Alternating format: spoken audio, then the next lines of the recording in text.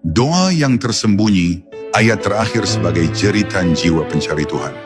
Banyak yang mengira ayat terakhir surat Al-Fatihah hanyalah bagian penutup. Padahal bagi jiwa yang sedang berjalan menuju Allah, ayat ini adalah doa yang paling sunyi dan paling dalam. Ia bukan sekadar permohonan untuk dijauhkan dari kelompok yang dimurkai dan tersesat, tetapi adalah jeritan jiwa yang merasa tak berdaya menghadapi gelombang fitnah ruhani. Ini bukan doa biasa. Ini adalah panggilan minta tolong dari ruh yang sedang merangkak dalam kabut tebal. Setiap pencari kebenaran sejati pada suatu titik akan merasa kehilangan arah. Ada masa ketika ia merasa sudah benar, namun justru jauh dari keikhlasan. Ada saat ketika ia merasa sudah mencintai Allah, tapi sesungguhnya sedang mencintai pantulan dirinya sendiri. Dan di saat-saat itulah, ayat ini menjadi tempat pulang. Kalimat ghairil maghdubi alaihim waladdallin adalah bentuk pengakuan paling jujur bahwa diri ini bisa tergelincir kedua sisi ekstrem. Dan kita memohon agar Allah menyelamatkan kita dari keduanya. Dalam dunia makrifat, doa yang paling tulus bukanlah yang penuh kata-kata indah, tapi yang keluar dari kesadaran bahwa kita tidak punya daya apapun. Dan ayat terakhir ini membangkitkan kesadaran itu. Ia adalah ikrar bahwa sadar, bahwa kita tidak bisa menjamin diri sendiri, bahkan setelah belajar, berzikir, dan menyendiri dalam ribuan sujud. Hanya Allah yang bisa menjaga kita dari menjadi tahu tapi tertutup, atau mencintai tapi tersesat. Maka ayat ini bukan hanya bagian dari bacaan salat, ia adalah tempat berlindung ruhani.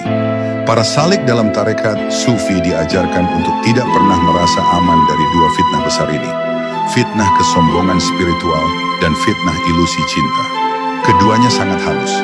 Yang satu masuk melalui akal, yang satu masuk melalui hati. Yang satu membisikkan, engkau sudah tahu. Yang satu berbisik, engkau sudah dekat.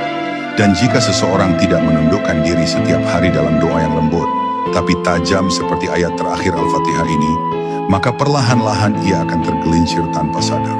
Ia merasa berjalan menuju Allah, padahal sedang berjalan menjauhinya. Ayat ini juga mengajarkan bahwa pencarian spiritual bukan tentang siapa yang paling banyak amalnya, tapi siapa yang paling dalam tangisannya saat sadar bahwa dirinya bisa salah arah. Ketika seseorang mengucapkan ayat ini dengan penuh rasa gentar, maka sejatinya ia sedang mengatakan, "Ya Rob, aku mungkin pernah menjadi orang yang kau murkai karena aku belajar tapi tidak mengamalkan. Atau aku pernah tersesat karena aku mencintai tanpa tahu jalan. Maka ampuni aku, tuntun aku, dan jagalah langkahku. Karena itulah para wali Allah selalu rendah hati. Mereka bisa saja sudah sampai pada makam-makam tinggi, tapi tetap menangis saat membaca ayat ini. Bagi mereka, setiap orang bisa menjadi al-maghdub atau ad-dhalin jika tidak dipelihara Allah.